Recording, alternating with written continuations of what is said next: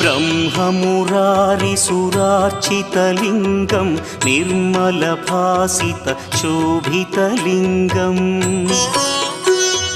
जन्मजदुःखविनाशकलिङ्गं तत्प्रणमामि सदा शिवलिङ्गम् देवमुनिप्रवरार्चितलिङ्गं कामदहन करुणाकरलिङ्गम् रावणदर्पविनाशकलिङ्गं तत्प्रणमामि सदा शिवलिङ्गम्